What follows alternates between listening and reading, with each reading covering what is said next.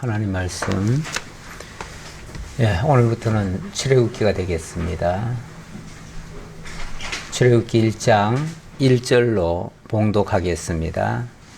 야곱과 함께 각각 자기 가족을 데리고 애굽에 이른 이스라엘 아들들의 이름은 이러하니 르우벤과 시몬과 레위와 유다와 이사갈과 스불론과 베냐민과 단과 납달리와 gad과 아셀이요 야곱의 허리에서 나온 사람이 모두 70이요 요셉은 애굽에 있었더라. 요셉과 그의 모든 형제와 그 시대의 사람은 다 죽었고 이스라엘 자손은 생육하고 불어나 번성하고 매우 강하여 온 땅에 가득하게 되었더라. 아멘. 이스라엘 자손은 생육하고 불어나 번성하고 매우 강하여 온 땅에 가득하게 되었다. 야곱과 함께 애굽에 이른 이스라엘 아들들의 이름은 이렇다 하면서 그들이 모두 70명이었다. 이렇게 얘기를 합니다. 출애굽기를 얘기하면서 먼저 왜 이스라엘 백성들이 애굽에 와서 살게 되었는가를 소개하는 그런 내용이 되겠고요. 그들의 시작은 어떠했는가를 지금 또 소개하는 그런 장면이 되겠습니다. 사실 이스라엘 민족이 약속의 땅 가나안에 그냥 살았으면 출애굽이라고 하는 것은 이루어지지 않죠. 그 자체는 있을 수도 없고 있을 필요가 없는 거죠. 어쩌면 필요 없는 일이 여기 잔뜩 기록되어 있습니다. 애굽에 내려오지만 않았으면 이 모든 사건은 다 필요 없잖아요. 이 출애굽기도 필요 없고 더 나아가면은 레위기도 필요 없고 뭐 민수기도 필요 없고 신명기도 필요 없는 얘기가 될 수 있어요. 아니 거기 내려갔다가 다시 올라올 거면 뭐하러 내려가 이럴 수도 있는데 그 과정에서 어마어마한 일들이 이제 앞으로 일어날 거거든요. 일어나고 그걸 통해서 이스라엘 민족에게 엄청난 걸 이제 교육할 거예요. 사실 그 과정도 순탄하지는 않아요. 바로 왕가의 어찌 보면 투쟁이 있고요. 그리고 그 이후에 출애굽한 이후에도 광야에서의 그 아주 기나긴 세월 동안에 어려운 일이 있고요. 다시 말하면 앞으로도 닥쳐질 환난과 핍박과 여러 가지 어려운 문제들이 아주 산적해 있습니다. 어쩌면 이들이 애굽에 내려가지 않았으면 다 필요 없는 얘기인데 이런 고생 하나도 안 해도 되는데 이 과정, 이 어려운 문제 하나도 안 겪어도 되는데 우리 흔히 그런 얘기 좀 하지요. 옛날에 아담이 그 선악과만 안 따먹었으면 우리가 이 고생 안 하는데 왜 선악과 따먹어가지고 우리를 이토록 고생시키는가. 조상이 어떨 때는 원망스럽고 뭐 가까이는 우리들 아버지 할아버지 우리들 조상들 가운데서도 그분들이 정말 고위간직에 있고 좋은 집안에서 많은 재산 물려줬으면 우리가 이 고생 하나요? 왜 우리를 이렇게 힘들게 만들고 오늘날 이 고생을 지지리도 많은 고생을 하게 하는가라는 원망이 또 터져나올 수도 있어요. 우리 원망하려면 원망거리가 수두룩합니다. 엄청나게 많습니다. 그런데 하나님의 역사들을 쭉 살펴보다 보면 그런 과정이 반드시 필요했고요. 그 과정이 꼭 무익한 것만은 아니고 오히려 우리로 하여금 우리 되게, 사람 되게, 하나님 자녀 되게 하기 위한 그러한 하나님의 섭리 중에 하나였다는 것을 알게 되니까 새삼 그렇게 하신 하나님이 감사하고 그 은혜에 감격하지 않을 수가 없습니다. 그래서 우리가 우리 앞에 닥쳐진 모든 어려운 문제들, 그것이 다 쓸데없는 문제들이 아니고 하나님이 나로 나되게 하시려는 하나님의 섭리 중에 하나였다. 그 필수 과정이었다라고 생각을 하게 되어지면 이게 이제 감사로 바뀌어지고 긍정적으로 바뀌어지고 실제적으로 나중에 가서 정말 어떤 것보다 훨씬 좋은 것으로 만들어질 수도 있는 그런 결과로도 만들어집니다. 우리 하나님이 그렇게 어리석으신 분이 아니에요. 바보같이 행동하시는 분이 아니에요. 쓸데없는 짓 하시는 분이 아니에요. 정말 필요해서 하시는 일이고요. 정말 유익해서 하시는 일이고요. 어떤 일이든 간에 우리 앞에 펼쳐지는 그 어떤 일들도 결과적으로는 하나님의 선을 이루고 하나님의 뜻을 이루는데 유익하기 때문에 주시는 것이다. 이렇게 볼 수 있습니다. 그리고 보니까 다시 한번 또 질문을 해보지요. 왜 하나님은 이스라엘 민족을 가나안 땅을 약속했으면서 그들 중에 70명을 이 몽땅이죠. 뭐 70명이면 몽땅입니다. 몽땅인데 뭐 되게 많은 것 같았지만 사실은 요셉 때까지 겨우 70명이에요. 겨우 70명. 물론 다른 형제들의 자식들도 있긴 있지만 그들도 다 아브라함의 자손이긴 하지만 그들은 하나님께서 다 버려두셨어요. 버려두셨거나 아니면은 에돔에 가서 큰 나라를 세우게 했거나 뭐 또 다른 데 가서 더 잘되게 했거나 그렇게는 했는데 어찌 보면 이 이스라엘을 통한 야곱을 통해서 형성된 그 자손은 어찌 보면 보잘것없어요. 여지껏 70명이라는 거는 많지 않은 거예요. 그렇죠? 아니 이미 그 에서 같은 경우는 나라까지 세웠잖아요. 그런데 이 이스라엘은 이제 겨우 자손들 70명 데리고 그것도 기근만 나가지고 정말 죽을 고생하다가 살겠다고 내려간 곳이 애굽이에요. 왜 그렇게 했을까?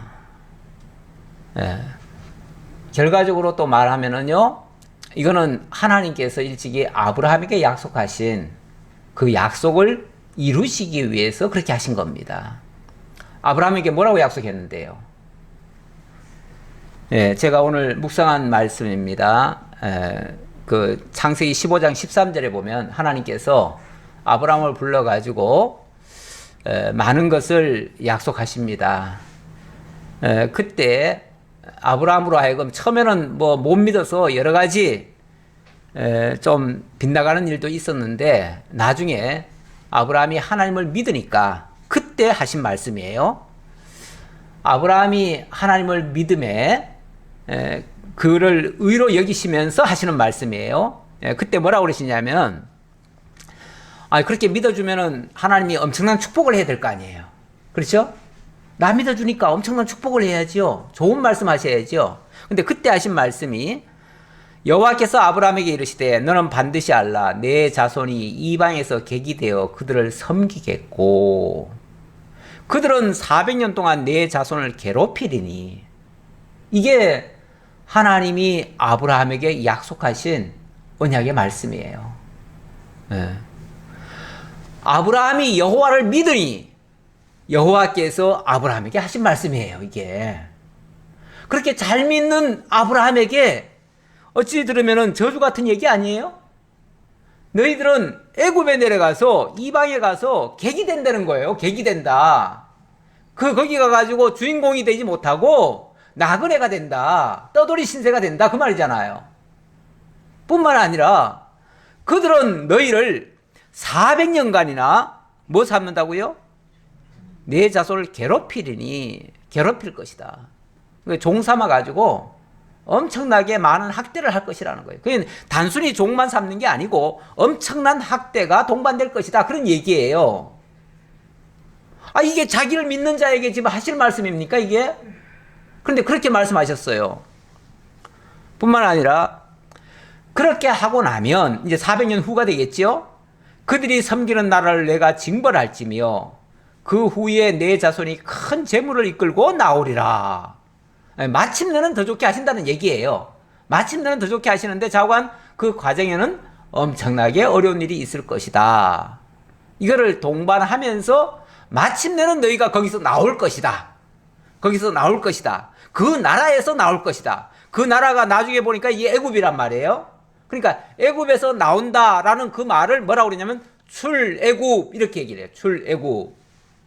하나님이 출애굽 하시려고 출애굽하게 하시려고 애굽에 내려가게 하신 거예요. 출애굽을 시키시려고 애굽에 내려보냈어요. 아니 다시 올라오게 할 걸 뭐하러 내려보내라고 말할 수 있지만 하나님은 그들을 다시 올리시려고 내려보냈어요. 그러면 내려가는 것과 올라오는 것이 똑같을까요? 똑같을 수 없지요. 분명히 올라올 때에 어떤 더 큰 목적을 가지고 내려가게 하신 거죠. 어찌 보면 내려간다고 하는 거는요, 좋은 상황이 아닙니다. 그렇죠? 근데 올라온다는 거는요, 이거는 완전히 역전, 반전의 드라마가 써진다는 거 아니에요? 더 좋게 한다는 얘기죠? 뭐든지 내려간다고 하는 거는요, 이거는 다 안 좋은 상태를 얘기해요. 그러니까 가장 기근 시에 가장 어려운 상황에서 내려가게 되지요. 처음에 내려갈 때는 이제 요셉부터 먼저 내려가는데 요셉은 완전히 종으로 팔려가지고 내려가잖아요. 팔려가지고 내려가고 거기서부터 출발해가지고 결국은 나중에 그 가족 그 아버지부터 해가지고 그 형제들이 몽땅 다 내려가게 됩니다. 결국 요셉을 통해서 내려가는 꼴이에요. 물론 그 과정에 안 내려가면 안 되도록 하나님께서 기근이라고 하는 것도 주셨고요. 그러니까 어쩔 수 없이 내려갔는데 결국은 요셉을 통해서 내려갔고, 내려가서 처음에는 좋았던 것 같지만 나중에 하면 어마어마하게 이제 고통으로 바뀌어져요. 바뀌어지는데 그렇게 한 다음에 다시 올라오게 합니다. 올라온다는 것은 그 모든 것에 안 좋았던 것을 다 뒤집어 엎고 역전시켜가지고 결국은 승리케 하신다는 얘기예요. 이렇게 하는 것이 육적으로는 물론 하나님이 아브라함에게 약속하신 대로 이루신다는 얘기고요. 영적으로 말하면 하나님께서 가장 존귀한 자를 가장 낮은 자리로 내렸다가 다시 올리시는 그런 섭리이기도 해요. 그런 거를 모형과 그림자적으로 언약하기 위해서, 예언하기 위해서 그렇게 역사를 하신 거예요.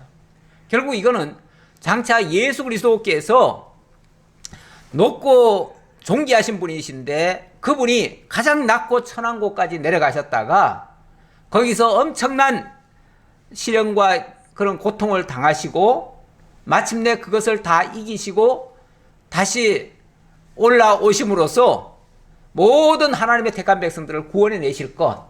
그래서 자기 민족을 구원하시는 거 아니에요? 그리고 그들로 하여금 나라를 세우는 거 아니에요? 그게 바로 하나님의 나라를 세울 그 백성을 만들어 가지고 구원해서 올라오게 하시고 하나님의 나라를 이루실 것에 대한 그런 모형과 그림자적인 예언의 말씀이다. 이렇게 볼 수 있는 거죠. 이걸 알게 하려니까 역사 속에서 그런 일이 있어야 되는 거예요. 있어야 되니까 결국 아브라함에게 이것도 그냥 우연히 일어나면 안 되기 때문에 하나님은 당신이 말씀하시고 당신이 계획하신 대로 이루셔야 당신이 하셨다는 것도 증명이 되고 당신이 여호와이심도 증명이 되기 때문에 그래서 당신이 아브라함에게 그렇게 말씀을 해주시고 그대로 역사를 이루어 내셨다라는 뜻입니다. 6절 보겠습니다. 6절. 요셉과 그의 모든 형제와 그 시대의 사람은 다 죽었고, 그러니까 이제 세월이 지난 거예요. 그 시대의 사람은 다 죽었다. 처음에 내려온 사람들은 다 죽었다. 그리고 이스라엘 자손은 생육하고 불어나 번성하고 매우 강하여 온 땅에 가득하게 되었더라. 요 6절과 7절, 그러니까 5절, 6절, 7절 요 사이가 400년입니다. 400년. 이게 그냥 한 문장처럼 들리지만은 요 기간이 400년이에요. 그러니까 이 70명이 내려왔죠? 내려온 다음에 400년간 그들이 종살을 하게 되어집니다. 그리고 나서 그때 그 돌아올 그 시대의 상황이 어떠했는가? 당연히 그 전 세대들은 다 죽었고요. 이제 그 자손 4대 만에 400년 후에 이스라엘 자손은 생육하고 불어나 번성하고 매우 강하여 온 땅에 가득하게 되었더라. 이 말이 굉장히 점층법적으로 굉장히 강조하는 말이에요. 그러니까 생육하고 불어나, 생육했다는 거는 그냥 자손 낳았다는 얘기죠. 뭐 생육 자체는 그렇죠. 자손 낳았다는 얘기예요. 자손 낳았는데 얼마나 많이 낳았는지 막 불어났다는 거죠. 불어났는데 불어난 정도가 아니라 이게 막 번성을 했다는 거죠. 이건 막 무슨 뭐예요? 그 곤충들 새끼 까는 거 보면 너무 하잖아요. 막 그런 식의 어떤 번성이 일어났다는 거죠. 뿐만 아니라 그것이 또 세력으로 엄청나게 커졌다는 거죠. 그래서 강해졌다는 거예요. 뿐만 아니라 온 땅에 가득하게 되었더라. 물론 온 땅이라는 거는 뭐 한정된 그 고센 지역을 다 점령해 버렸다 그런 얘기죠. 고센이라고 하는 제법 넓은 땅인데 그 땅을 쉽게 말하면은 불화를 받아가지고 거기를 내 땅처럼 쓰게 됐어요. 쓰게 됐는데 이게 사람이 없을 때는 그냥 목초지로만 쓰는 거예요. 근데 사람이 어마어마하게 많아지니까 이제 그들로 하여금 일종의 하나의 나라를 만들 수 있는 세력까지 돼버리는 거예요. 그들에게 만약에 어떤 자유가 주어지고 스스로 뭐든지 할 수 있도록 내버려 두면요, 틀림없이 나라 만들 거예요. 그렇죠? 거기에 지도자가 나올 것이고, 지도자를 중심으로 해가지고 더 이상 이제 바로 왕의 말은 안 들을 것이고, 그들 자체적으로 어떤 세력을 형성해가지고 나중에 가면은 위협하는 세력이 돼버리죠. 그래서 어떤 나라든지요, 자생적으로 이렇게 강성해지는 것을 용납하지 않습니다. 왜냐하면 힘이 너무 세지면은 저항할 수 있으니까요. 반기를 들고 결국은 뒤집을 수도 있잖아요. 그래서 이제 어떤 역사가 일어나느냐 하면 이 박해하는 역사가 일어납니다. 8절, 요셉을 알지 못하는 새 왕이 일어나 애굽을 다스리더니 그가 그 백성에게 이르되 이 백성 이스라엘 자손이 우리보다 많고 강하도다. 자, 우리가 그들에게 대하여 지혜롭게 하자. 두렵건대 그들이 더 많게 되면 전쟁이 일어날 때 우리 대적과 합하여 우리와 싸우고 이 땅에서 나갈까 하노라 하고, 요셉을 알지 못하는 새 왕이 일어나서 애굽을 다스렸다. 요셉을 알지 못하는 새 왕, 요셉을 알지 못하는 새 왕은요, 역사적으로 보면 원래는 여기가 셈족이 다스렸어요. 원래는 셈족이 다스렸는데 소위 말해서 이 정권이 바뀐 거예요. 이 함 족속으로 바뀌었어요. 역사적으로 보니까 제18대 왕조래요. 18대 왕조가 투트모스 1세인데 이때가 주전 한 1580년 경이고, 그때 셈족인 힉소스 왕조를 몰아내고 새로이 정권을 잡았는데, 새로이 정권을 잡았으니까 당연히 요셉이 애굽에 와가지고 공헌한 내용은 알 수가 없죠.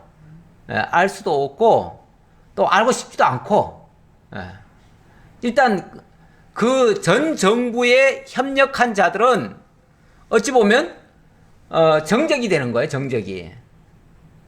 요즘 저 아프가니스탄에서 결국은 탈레반이 집권을 하게 되니까 그 전 정부에 협력했던 자들은, 특히 고위직이나 이런 사람들은 무조건 잡아다가 심지어 죽이기까지도 하고 뭐 감옥에 집어넣기도 하고 자꾸만 그들을 다 배제시켜 버립니다. 그러니까 거기서 안 죽으려고 필사적인 탈출을 하지요. 탈출을 하다가 안 되면은 결국은 잡혀서 죽을 수도 있어요. 아니면은 남아 있으면은 엄청난 박해를 당하죠. 이제 박해를 당할 수 있어요. 이 요셉의 그 은혜를 알지 못하는 왕조가 들어왔기 때문에 그들이 우호적일 수는 없어요. 절대 우호적이지 않아요. 그러니까 그때부터는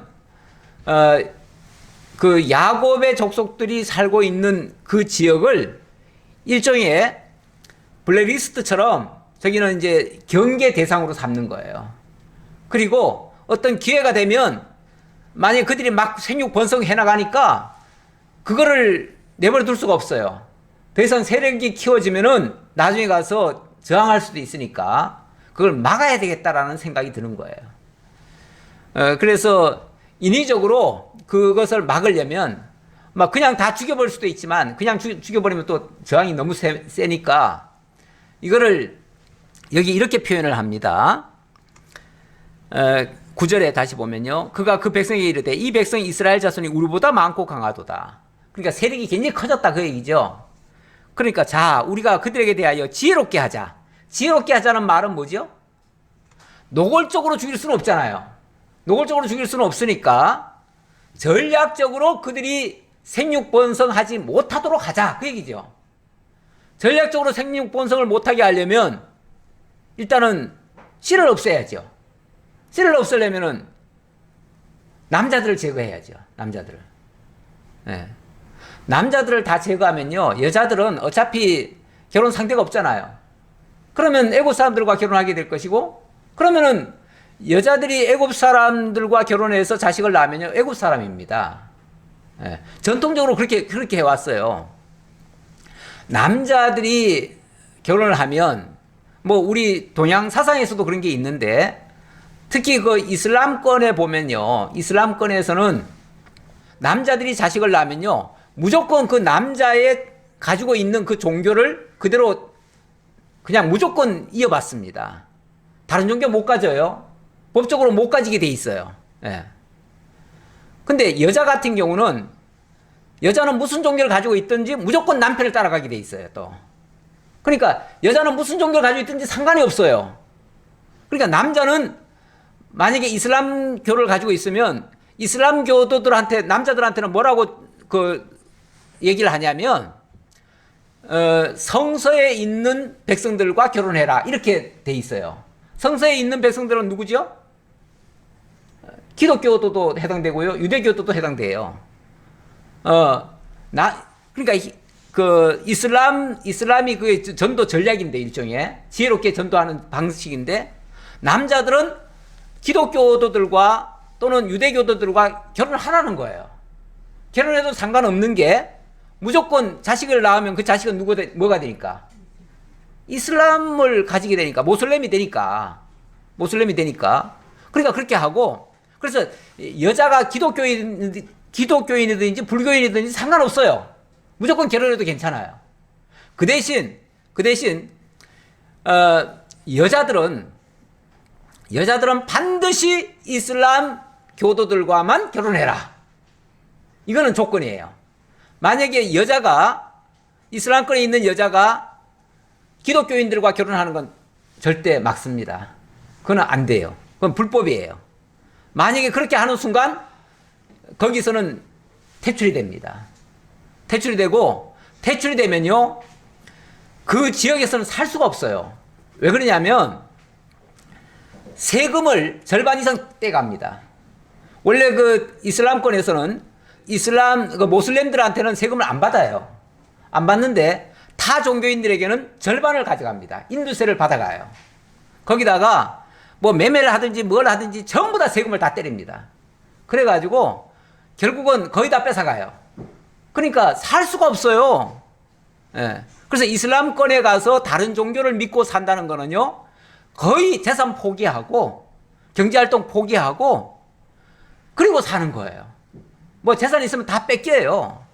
그러니까 무조건 이슬람을 믿어야 돼. 거기는 마음에서 안 믿으면 살아갈 수가 없어요.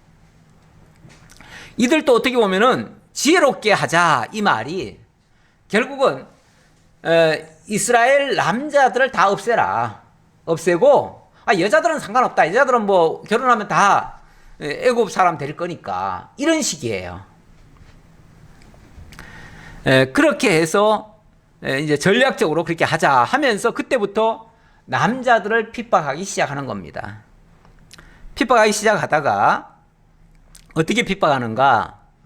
감독들을 그들 위에 세우고 그들에게 무거운 짐을 지워 괴롭게 하여 그들에게 바로를 위하여 국고성 비동과 람셋을 건축하게 하니라.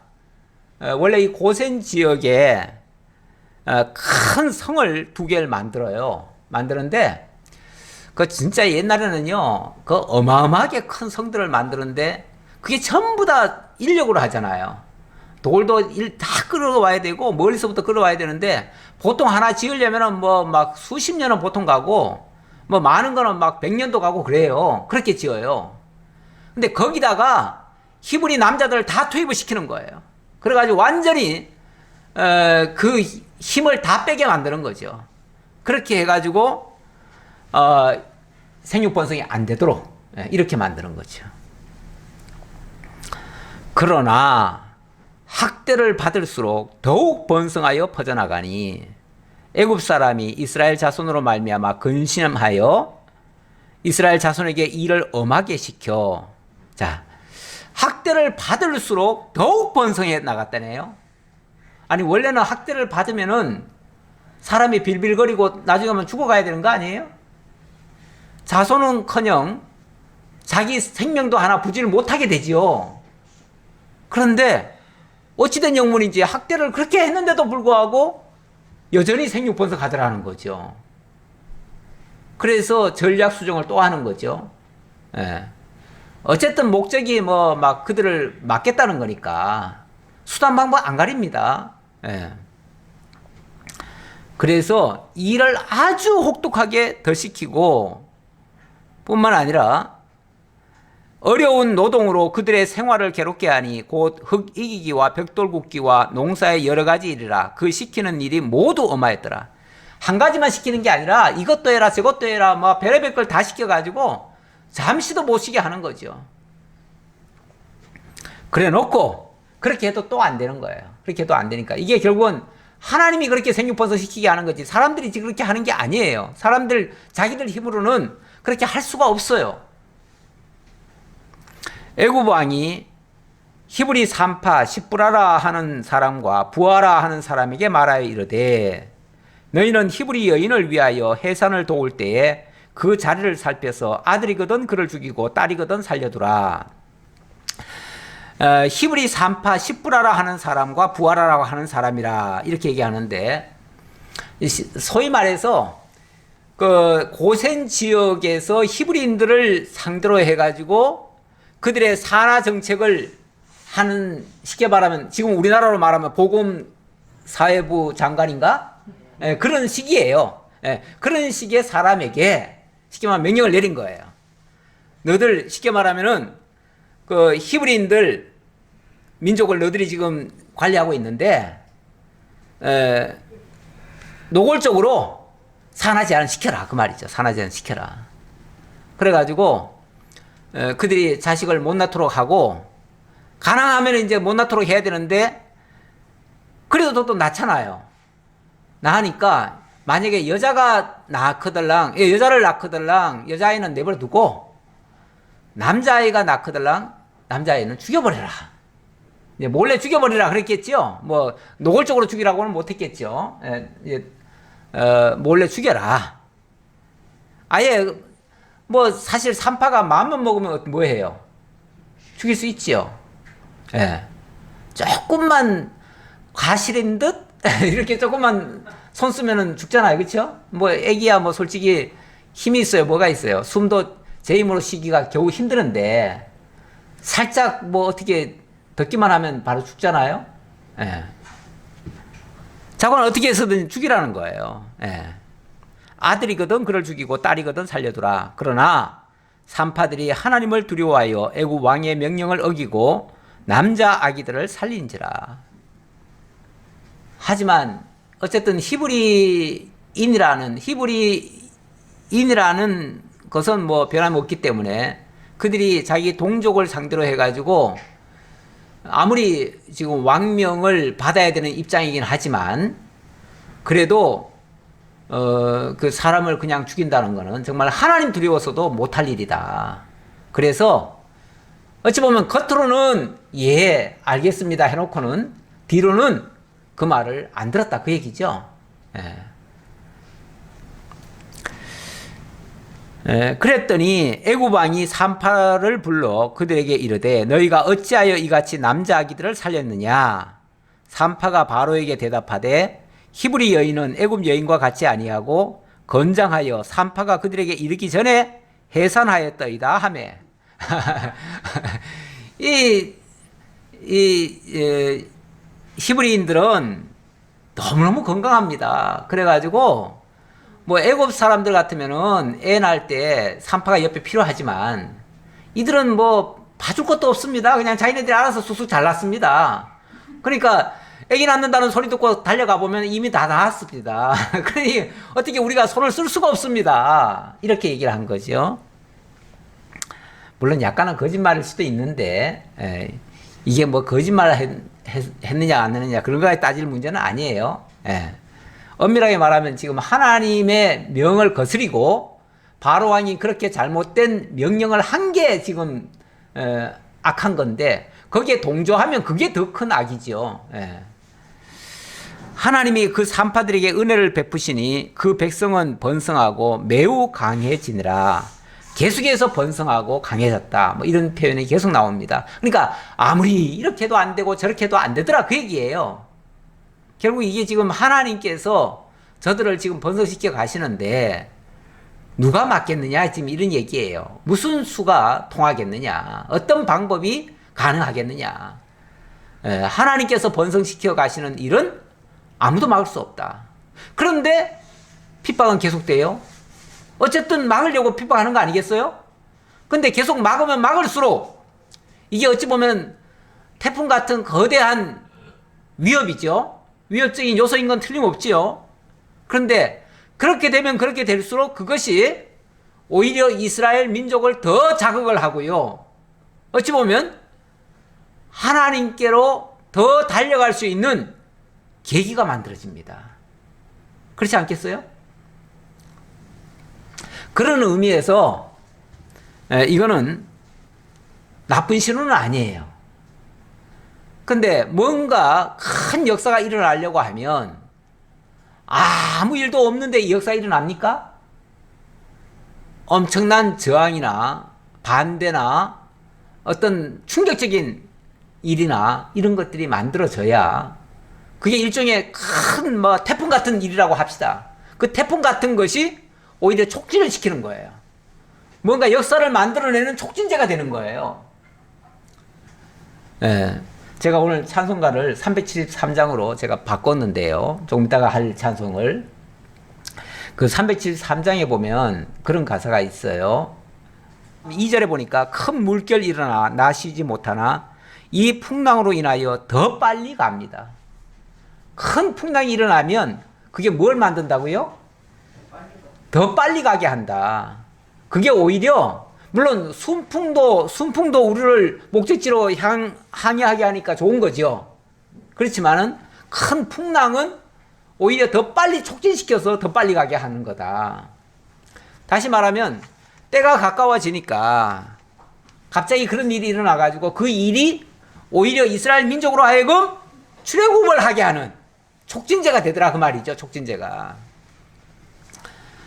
그러니까 만약에 이런 섭리를 제대로 우리가 이해를 하면요, 큰 환란이 오거나 큰 어려운 문제가 온다는 것은 우리로 하여금 하나님의 뜻에 더 근접하게 만드시려는 하나님의 뜻일 수 있다 그 말이죠.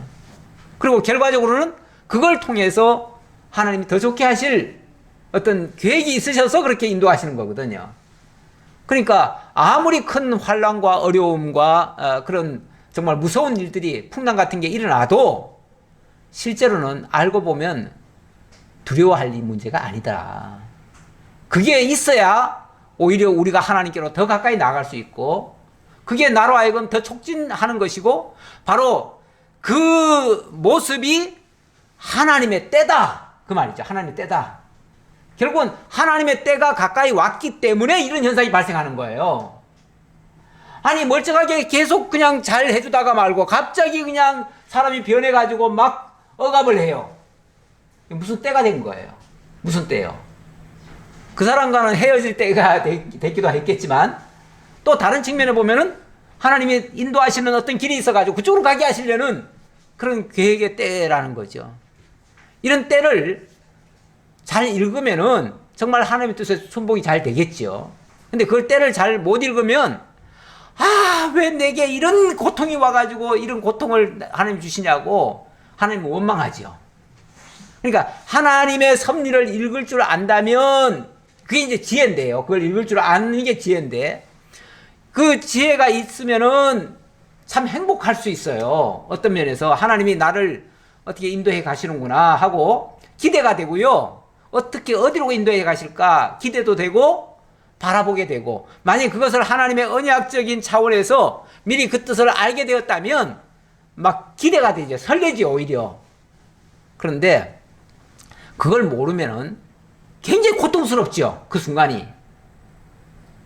하나님이 내가 뭘 잘못했길래 하나님이 내게 이러십니까? 이러실 수 있습니까? 하나님 너무하십니다. 이러지요.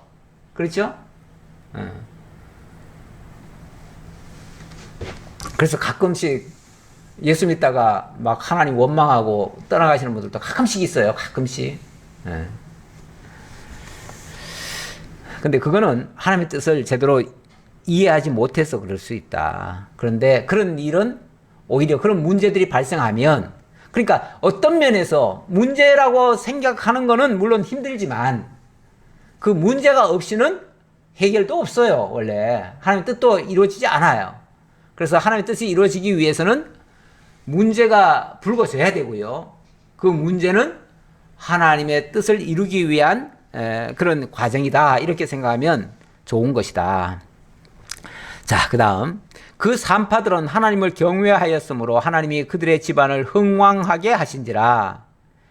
흥왕하게 하신지라. 어찌 보면 산파들에게도 이건 굉장히 지금 힘든 상황 아닙니까? 힘든 상황이고 이거 정말 극복해내기가 보통 어려운 게 아닙니다. 근데 하나님께서는 그 산파들에게 복을 주어서 더 흥왕하게 했대요. 예. 그들이 그렇게 한 것은 하나님을 경외하였기 때문에 그랬고, 이 경외라는 말, 두려워함으로 하나님을 공경하는 거잖아요. 그러니까 하나님의 뜻을 알고, 그게 굉장히 무서운 일이지만 하나님의 뜻을 알기에 거기에 순복하는 모습이죠. 그런 그런 경외심을 가지고 했는데 결과적으로는 모든 게 다 잘 됐다. 그런 뜻이에요. 그런 의미에서 흥왕하게 되었다. 그러므로 바로가 그의 모든 백성에게 명하여 이르되 아들이 태어나거든 너희는 그를 나일강에 던지고 딸이거든 살려두라 하였더라. 그러니까 이 산파들, 소위 말해서 그 이스라엘의 그 복원을 담당하는 그 당사자에게 이 일을 맡겨놓으니까 일이 안 돼요. 바로 입장에서 일이 안 되니까 다른 사람들 보고도 그 다음부터는 아예 이스라엘 중에서 어떤 남자아이가 태어나거들랑 태어나는 순간 누구든지 그를 보는 자는 무조건 나일강에다 집어 던져버리라 그냥. 이거는 아예 공식적으로 선포를 해버린 거예요. 그래가지고 이건 뭐 몰래 쉬쉬할 게 아니다. 그리고 산파들 맡겨놓으니까 그냥 뭐 알아서 다 낳던데요 이러잖아요. 그러니까 그런 말도 못하게 알아서 낳았을지라도 뭐 하라고요? 내다 버려라 그냥. 내다 버려라. 다 죽여라. 그러니까 좀 더 노골적인 거죠. 물론 자기 측근의 사람들에게 했겠죠. 그러니까 그때부터는 남자아이가 태어나가지고 만약에 발각된다면 뭐가 돼요? 죽임당하는 거예요. 발각되면 죽임당하는 거예요. 그러니까 그때부터는 이제 손목공칠이 일어나는 거죠. 숨기는 작전이 나겠죠. 근데 솔직히 애기들이 우는 거를 뭘로 막습니까? 막을 방법이 없죠. 막을 방법이 없어요. 2장으로 좀 넘어가 볼까요? 레위 가족 중 한 사람이 가서 레위 여자에게 장가들어 그 여자가 임신하여 아들을 낳으니 그가 잘생긴 것을 보고 석 달 동안 그를 숨겼으나 더 숨길 수가 없게 되매 그를 위하여 갈대 상자를 가져다가 역청과 나무 진을 칠하고 아기를 거기 담아 나일강과 갈대 사이에 두고. 자, 우선 봅시다. 레위 가족 중 한 사람이 있었다. 레위 가족 중 한 사람이 가서 레위 여자에게 장가들었다. 뭐 지금 우리 같으면은 동성 동본 결혼이 좀 금지돼 있죠. 금지돼 있는데 이 히브리인들은 사실 뭐 그거는 금지하지 않습니다. 금지하지 않고 다만 이제 뭐 형제간이나 사촌간이나 이런 아주 가까운 그것만 막지요. 그것만 막고 동성동본 간에는 뭐 막지 않습니다.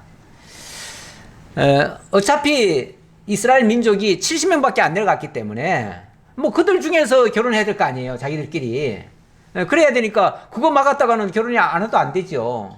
그러니까 그거를 허용할 수밖에 없고, 또 이스라엘 민족은 원칙적으로 다른 사람들과 결혼을 하지 않습니다. 원칙적으로 하지 않기 때문에 어쩔 수 없이 그렇게 동성동본 간에 결혼을 합니다.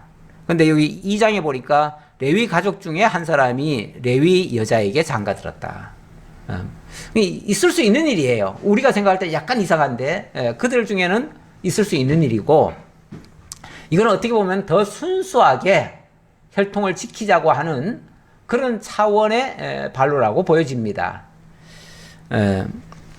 그런데 그 여자가 임신해서 아들을 낳았습니다. 그런데 낳고 보니까 그가 너무 잘생겼더래요. 잘생겨서 그냥 내버려뒀을까요? 그럼 못생겼으면 내버렸을까요? 그건 아니죠. 자기 자식이니까 뭐 당연히 잘생겼죠, 뭐. 원래 고슴도치도 제 새끼는 예쁘잖아요. 그러니까 뭐 그거는 그것 때문에 살렸다는 건 아니고요. 범상치 않았다, 그런 뜻이죠. 범상치 않았다. 이 아이가 너무 범상치 않았다. 그런데 그 아이를 도저히 원칙적으로는 국가 법에 의하면 내다 버려야 될 판인데 버릴 수가 없고 어떻게 해서든지 살려보려고 애를 쓰는 거죠. 자, 그래서 어떻게 할까 하다가 지혜가 떠올랐는데, 그 지혜가 바로 뭐냐면은 갈대 상자에다가 역청과 나무 진을 칠해가지고 거기다 담아서 나일강에다가 그냥 띄우자. 사실 뭐 나일강에 띄워놓으면 살까요? 죽을 게 뻔하지요. 뻔하지만 하나님께서 이제 하나님께 맡기겠다는 뜻이에요. 그게 어찌 보면 하나님께 맡기겠다. 왜냐하면 내 손은 이제 떠났다. 내가 어떻게 할 수 있는 내 역량은 여기까지다. 그러니까 최선을 다해서 자기가 어떻게 지켜주고 다 했지만 더 이상은 어떻게 할 수가 없는 거예요. 그렇죠? 할 수가 없어요. 그래서 이제 하나님이 어떻게 하실지는 두고 보자, 이제 그 뜻이죠. 그러면서 그의 누이가 어떻게 되는지를 알려고 멀리 섰더니 바로의 딸이 목욕하러 나일강으로 내려오고 시녀들은 나일강가를 거닐 때에 그가 갈대 사이에 상자를 보고 시녀를 보내어 가져다가 열고 그 아기를 보니 아기가 우는지라. 우선 거기까지 봅시다. 그 아이를 어쩔 수 없이 이제 갈대 상자에 넣고 물에다 띄웠는데, 띄우고 그냥 포기한 게 아니고 그 누이를 시켜가지고 이 아기가 어디로 떠내려가는지 앞으로 어떻게 되는지 네가 좀 지켜봐라. 그러니까 아마 멀리 떠나보낸 것 같지는 않고요. 이제 가에다 뒀겠죠. 물가에다 뒀겠죠. 가에 어떤 숲을 사이나 이런 데다 뒀겠죠. 그런데 두니까 마침 바로의 딸이 목욕을 하러 나일강으로 내려왔다. 그리고 시녀들은 나일강가를 거닐고 있더라. 그런데 갈대 사이에서 이 갈대 숲이 있으니까, 물이 있고 갈대 숲이 있으니까 거기는 이렇게 쉽게 떠내려가지는 않아요. 갈대 숲에 놔두면은. 근데 어쨌든 아기가 울음소리가 나잖아요. 울음소리가 나니까 시녀들이 쫓아가가지고 봤겠죠. 보고 나니까 이제 그 공주에게 보고를 한 겁니다. 여기 아기가 있네요. 그랬더니 아기가 그 처량하게 그 갈대 상자에 눕혀가지고 거기서 울고 있는 모습을 보면 누구든지 애틋한 마음이 생기죠. 근데 이 바로의 공주도 바로 그런 마음이 든 거예요. 근데 보나마나 그가 그를 불쌍히 여겨 이르되 이는 히브리 사람의 아기로다. 히브리 사람의 아기로다. 히브리 사람의 특징이 있지요. 그 종족이 다르다고 그랬잖아요. 아까 이제 셈족과 함족, 그 종족 자체가 달라요. 그러니까 벌써 히브리인인지 알지요. 그의 누이가 바로의 딸에게 이르되 내가 가서 당신을 위하여 히브리 여인 중에서 유모를 불러다가 이 아기에게 젖을 먹이게 하리까? 이건 딱 눈치를 보니까 그 바로의 공주가 벌써 애틋하게 생각하는 걸 봤잖아요. 그러니까 이 아이에게 어떻게 유모를 찾아가지고 젖을 먹이게 할까요? 유모라고 해가지고 뭐 자기 엄마라는 뜻이 아니고, 왜냐하면 히브리인들 중에서는 아기를 낳고 이런 부모가 많을 거 아니에요. 그들 중에서 젖을 먹일 수 있는 그런 사람을 좀 찾아다가 이 아이에게 이 불쌍하니까 젖이라도 좀 먹게 할까요? 라고 물은 거죠. 그랬더니 바로의 딸이 그에게 이르되 가라 하매 그 소녀가 가서 그 아기의 어머니를 불러오니, 아기의 어머니를 불러왔다. 이게 참, 이게 얼마나 참 지혜롭고 하나님이 또 기가 막힐 타이밍에 이렇게 맞춰주셨습니까? 바로의 딸이 그에게 이르되 이 아기를 데려다가 나를 위하여 젖을 먹이라. 내가 그 싹을 주리라. 여인이 이 아기를 데려다가 젖을 먹이더니, 그 사실은 공주는 모르죠. 이 사실을. 그 아기 엄마인 줄은 모르고, 어쨌든 뭐 아기를 잃은 엄마 중에 하나겠지 생각하고, 네가 나를 위해서 이 아기에게 젖을 좀 먹여달라. 그 말은 내가 이 아기를 내가 키우겠다 그 뜻이에요. 내가 키울 테니 네가 대신 나를 위해서 좀 키워달라. 그 말은 내가 이 아이를 내 아이로 삼고 싶다. 그런데 네가 내 아이를 위해서 좀 키워달라. 그러면은 내가 거저 시키지 않고 필요한 싹도 다 주겠다. 필요한 거 다 보급하겠다. 이런 식으로 얘기하는 거죠. 그러니까 자기 자식을 합법적으로 키울 수 있는 거죠. 이렇게 되면 합법적으로 키우고 돈도 받고 월급도 받고, 이게 얼마나 큰 정말 참 은혜 중에 은혜입니까? 하나님 어떻게 이렇게 연결을 하셔가지고 그를 구원하셨는데, 이게 뭐 하나님의 정말 기묘한 그런 섭리죠. 하나님의 기묘한 섭리죠. 그 아기가 자라매 바로의 딸에게로 데려가니 그가 그의 아들이 되니라.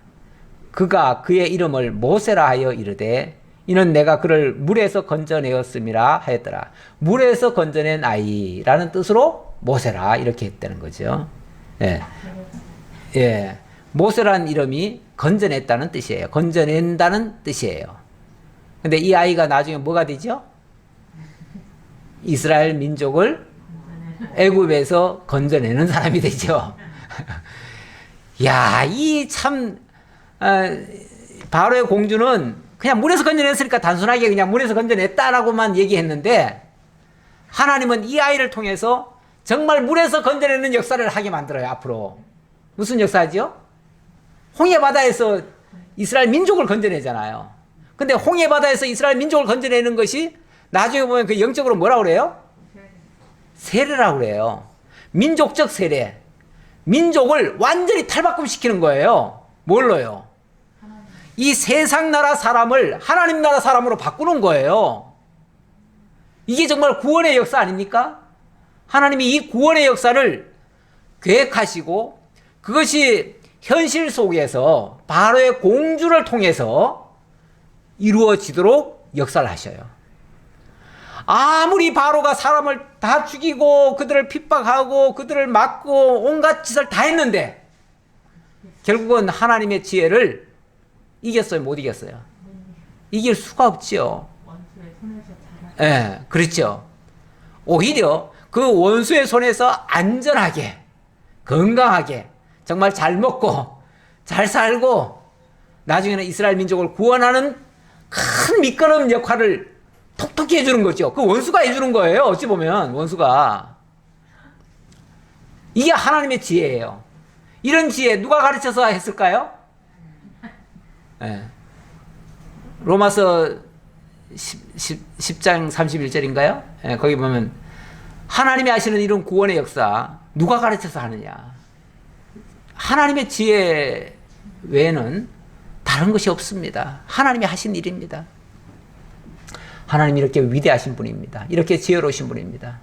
하나님이 하시는 일 사람이 막을 수가 없습니다. 그리고 그 과정에서 어려운 일이 발생하는 것은 하나님의 뜻을 이루기 위한 하나님의 특별한 은혜의 역사임을 다시 한번 기억할 수 있습니다. 그래서 이 사실을 깨닫고 나면 우리도 현실 속에서 어려운 일이 발생하더라도 하나님은 대안을 가지고 이 역사를 하실 거야. 이렇게 이제 믿어지고요. 뿐만 아니라 틀림없이 더 좋게 될 것을 믿고 참고 인내할 수 있고요. 뿐만 아니라 그렇게 이루어졌을 때는 하나님께 감사와 찬송과 영광을 돌릴 수 있는 이런 성숙된 신앙으로 탈막꿈이 되어집니다. 우리 하나님은 날마다 우리를 구원해 가시는 역사를 하십니다. 작은 구원도 역시 하십니다. 어려운 일 발생하더라도 그것 때문에 콧받들이고 낙심하고 좌절할 일이 아닙니다. 하나님 이 일을 통해서 틀림없이 더 좋게 하시는 역사가 있을 것이다. 믿고 기다리면서 하나님이 주신 지혜를 따라서 묵묵히 살아가신다면 틀림없이 하나님의 선한 역사를 보시게 될 것입니다. 기도하겠습니다. 아버지 하나님 감사합니다. 출애굽기를 시작하였습니다. 하나님, 출애굽기가 우연히 만들어진 성경이 아니고 하나님께서 창세기에 언약하신 것을 이루기 위해서 역사하시는 내용임을 다시 한번 깨달았습니다. 함께 이어가면서 이 성경을 살펴보고자 하오니 하나님, 저희들에게 하나님의 살아계심을 확인하고 하나님께 영광 돌리며 찬양하며 정말 힘차게 살아갈 수 있는, 아무리 어려운 난관을 만나더라도 능히 이겨내고 승리할 수 있는 저희 모두가 되게 하옵소서. 여러 가지 어려운 문제를 지금 당하신 분들, 성도님들도 있습니다. 질병 때문에 또는 가족의 아픔으로 인해서 또 여러 가지 크고 작은 일들 때문에 걱정하고 근심하는 분들도 있습니다. 하나님 위로해 주시고 저들을 정말 그 연약한 모습을 주님께서 붙들어 주셔서 믿음으로 극복하고 승리할 수 있도록 함께 해 주옵소서. 모든 것 감사드렸고 예수님 이름으로 기도하옵나이다. 아멘.